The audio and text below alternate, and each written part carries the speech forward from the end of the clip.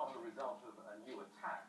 It was because the building had been weakened during this morning's attack. We'll probably find out more now about that from our correspondent, Jane Stanley. Jane, what more can you tell us about the Salomon Brothers building and its collapse?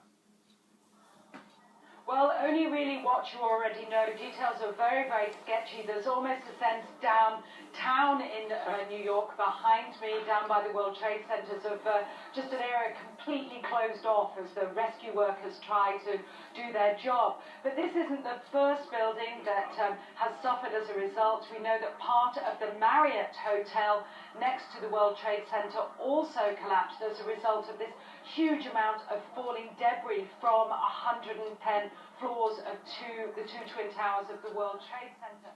As you can see behind me, the Trade Center appears to be still burning. We see these huge clouds of smoke and ash, and we know that behind that there's an empty piece of what was a very familiar New York skyline, a symbol of the financial prosperity of this city, but completely disappeared now, and New York is still unable to take on board what has happened to them today.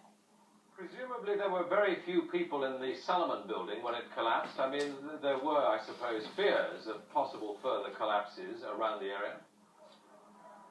That's what you would hope, because this whole downtown area behind me has been completely sealed off and evacuated, apart from the emergency workers. That was done by the mayor, Rudy Giuliani, much earlier today, because of, course, the dreadful collapse of the Twin Towers of the World Trade Center.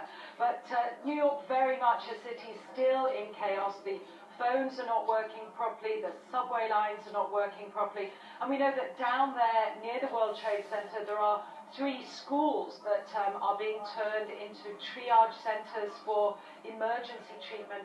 And I know that over in New York Harbor, where the famous Statue of Liberty